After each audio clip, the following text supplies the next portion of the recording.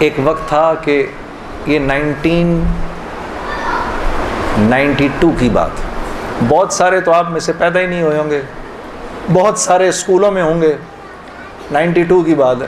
میں بھی اس وقت اتنا بڑا نہیں تھا، چھوٹا ہی تھا. تو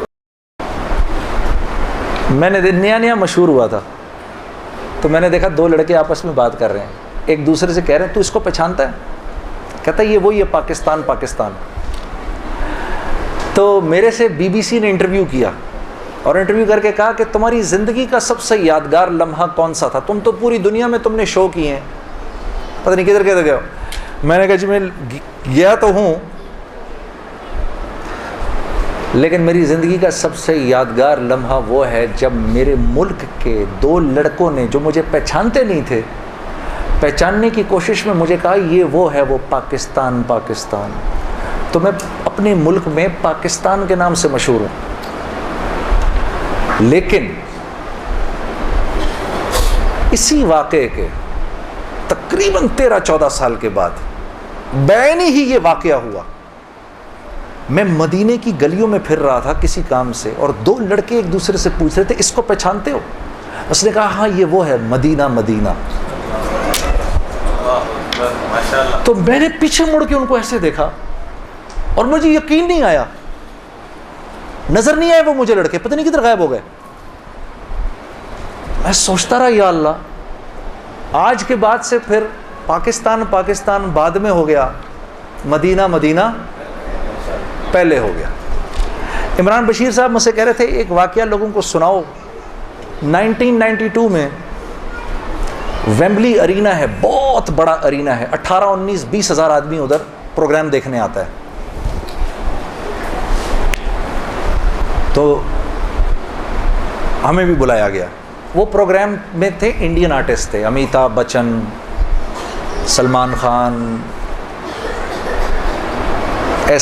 4-5 اور بھی 6-7 بہت سارے تھے. یہ وہ دور تھا کہ انڈیا پاکستان ایک دوسرے کے ساتھ اس طرح کے شوز کر لیتے تھے. تو کر بھی لیتے تھے تو اگر بلانا بھی ہوتا تھا ان کو تو کس کو بلائیں، پاکستان سے کس کو بلائیں؟ پاکستانی آرٹسٹوں کو لوگ جانتے ہی نہیں تھے، پاکستانی نہیں جانتے تھے تو انڈینز کیا جانیں گے. ان کے بڑے بڑے سپر سٹارز تھے.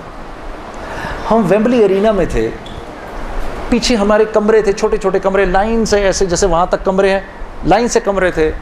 وائٹل سائنس، اکشے کمار، ان کی میں ایکٹرسوں کے نام بھول گیا ہوں، فلانی پھر فلانی، سلمان خان، شاہ رخ خان، عامر خان، ایسے کمروں کے نام تھے.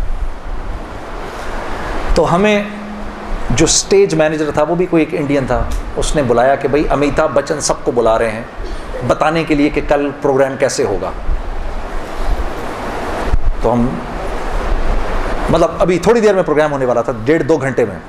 اب ٹینشن بھی شدید کہ یار اب یہ انڈین آرٹسٹوں کے سامنے ہم کیا جائیں گے، یہ تو اتنے مشہور ہیں. خیر ہم نے کہا یار کوئی نہیں، جاتے ہیں، کوئی اپنے بھی سننے والے بیٹھے ہوں گے ادھر.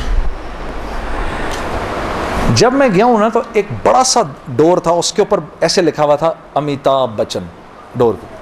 تو جب وہ ڈور کھلا نا، وہ کمرہ نہیں تھا، وہ تو ایک اعلیٰ قسم کی سویٹ تھی، بڑی سی 3 کمروں کی، جیسے کسی ہوٹل کا بھی کیا کمرہ ہوگا جو وہ کمرہ تھا اندر سے. خیر ہم اندر گئے، ہماری ملاقات ہوئی، انہوں نے سمجھایا پھر یہ ہوگا، پھر وائٹل سائنس اس وقت آئیں گے، پھر تم یوں کرو گے، پھر میں یوں کروں گا، پھر یہ سب. ہم واپس آ گئے. جب ہم باہر نکلنے لگے تو میرے ذہن میں آیا کیا کبھی ایسا ہو سکتا ہے اس دروازے کے باہر لکھا ہو وائٹل سائنس. ایک دم میرے دماغ نے ریجیکٹ کر دیا کہ یار کہاں تم اور کہاں یہ. 2000 جب آئی نا، سن 2000، تو BBC نے دل پاکستان کو دنیا کا 3را سب سے مشہور گانا قرار دیا. پتہ ہے آپ لوگوں کو یہ بات؟ شاید کچھ کو پتا ہو، کچھ کو نہ پتا ہو. اور ووٹ کس نے دیا؟ آپ ہی نے دیا. کوئی دل پاکستان کوئی وینیزویلا کا رہنے والا تو نہیں سنے گا، آپ ہی لوگوں نے بولا. انہوں نے کہا پوری دنیا میں 10 مشہور ترین گانے، اس میں سے 3رے نمبر پر دل پاکستان ہے. تو میں نے ان سے پوچھا پہلے نمبر پہ کون ہے؟ انہوں نے کہا وہ ایک چائنا کا ایک فوک سانگ ہے. تو سنگر کدھر ہے؟ اس نے کہا سنگر کو تو مرے ہوئے 300 سال ہو گئے. اور انڈیا کا کون سا ہے؟ انڈیا کا یہ ہے. اس کا سنگر کہاں ہے؟ اس کو بھی مرے ہوئے 200 سال ہو گئے. اور میں نے کہا باقی کدھر ہیں؟ کہنا وہ جتنے بھی 10 گانے والے ہیں ان میں سے فی الحال آپ ہی زندہ ہیں. اچھا تو میں کل ہی بندہ زندہ تھا, مجھے ویمبلی ارینا میں بلا لیا مجھے, چلو ایک تو ہے زندہ, تو ہی آ جا. تو میں آیا نا اس وقت, تو جب وہ ان کی گارڈ وارڈ لے جا کے مجھے لے کر کس کمرے میں لے کر گئے, جس کمرے کے باہر 8 سال پہلے کیا لکھا تھا اور اب کیا لکھا تھا, جنید جمشید. میں نے وہ دیکھا کمرہ, دیکھتے ہی مجھے ایک دم 8 سال پیچھے چلا گیا میں. اور میں پہلے باہر کھڑا اس کو دیکھتا رہا. میں نے کہا یا اللہ, یہ تو نے سوچوں سے بھی پہلے کر دیا.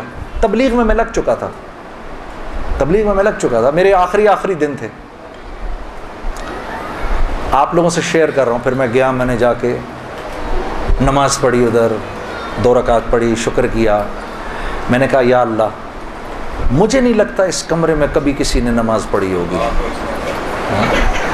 اسی بات کو یاد کر لیں اس دن, اسی بات پہ چھوڑ دینا مجھے. تو میرے عزیز دوستو, عزت کے خزانے محمد صلی اللہ علیہ وسلم کی نسبت سے ہیں. عزت کے خزانے محمد صلی اللہ علیہ وسلم کی نسبت سے ہیں. جو اس نسبت کے ساتھ ہے وہ عزت والا ہے, آنے والا وقت اس کو یاد رکھے گا. جو اس نسبت کے ساتھ نہیں ہے, آنے والا وقت اس کو بھلا دے گا. آپ میں سے کتنے ہیں جنہوں نے یہ دعا کی, یا اللہ جس نے گاڑی بنائی اس کی مغفرت کر دے؟ آج تک ہوئی ہے دعا کسی سے؟ یا اللہ یہ جس نے جہاز بنایا اس کی مغفرت کر دے. کم از کم یہ تو دعا کر لیں آپ, جس نے یہ موبائل بنایا اس کی مغفرت کر دے. ہاں جی, یہ بھی نہیں کرنی.